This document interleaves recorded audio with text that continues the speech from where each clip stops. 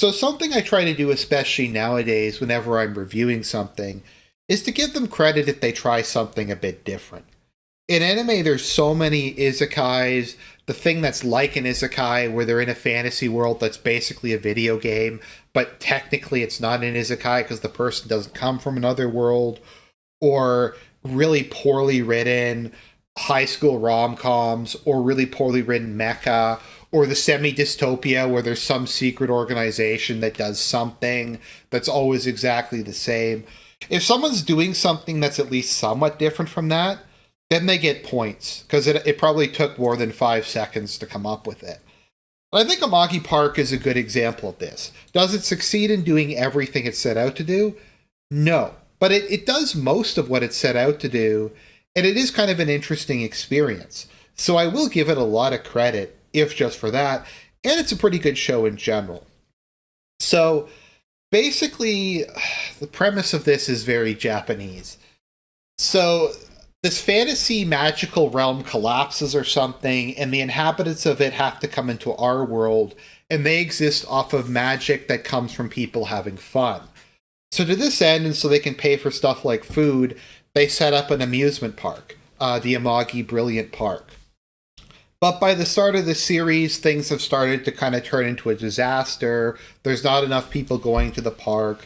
There's a deal where they have to get a certain number of visitors each year or the park will close and it'll get repossessed by the bad guys.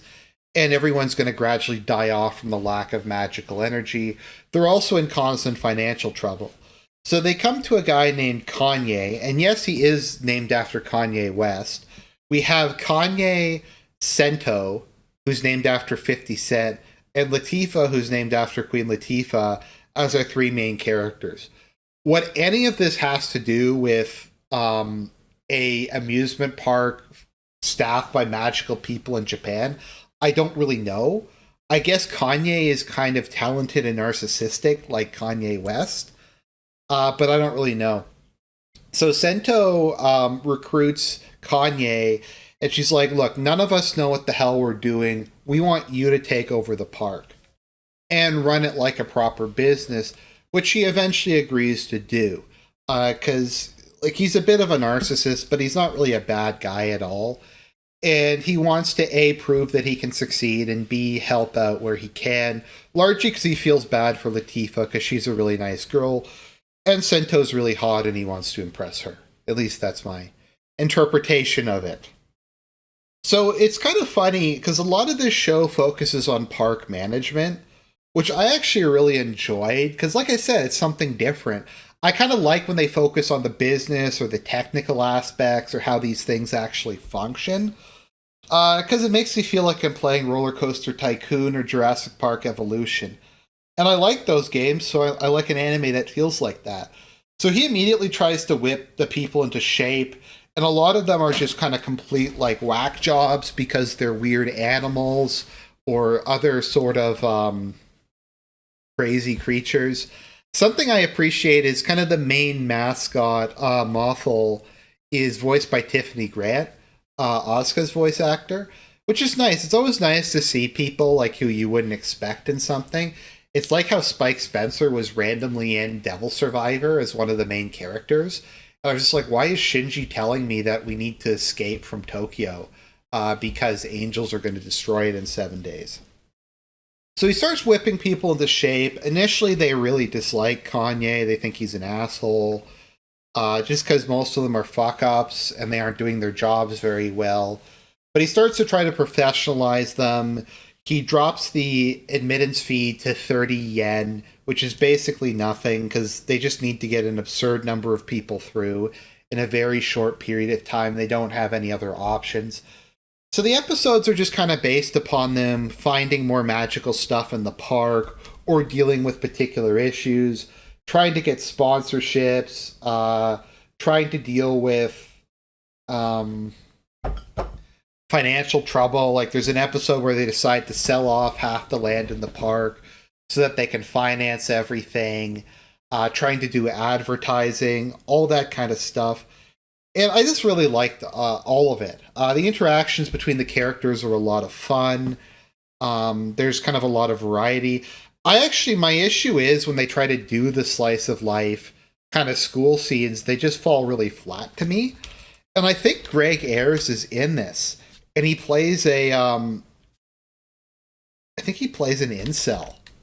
Yeah, he plays like an incel again, or something like that. He always plays like the same character, like the kind of the loser, bottom of the social hierarchy guy.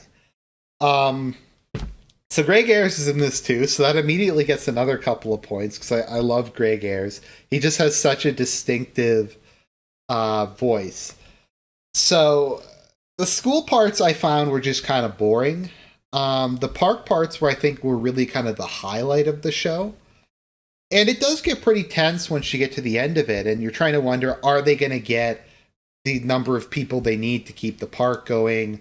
They add in a bit of a ticking clock element where Latifah is going to um, die if they don't get a certain amount of energy, and if they take the park away, and everyone's going to go have to find other jobs as like street performers or something like that.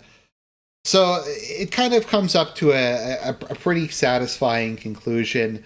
Overall, I liked the show. I also liked that they didn't feel the need to stretch it out. It was only, what, like 13 episodes? Yeah, 13 episodes in an OVA.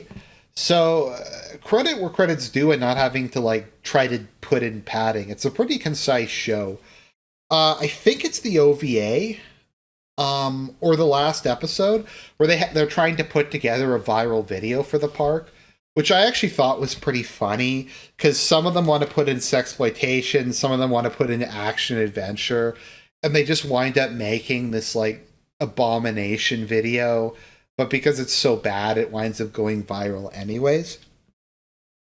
So I don't really have a ton else to say. It's not going to be a particularly long review, but it's interesting. It's not perfect. It's not the greatest thing ever, but it's like a solid 7.5 to 8 out of 10 with kind of a unique premise, and that's pretty cool. So I definitely give this one a recommendation.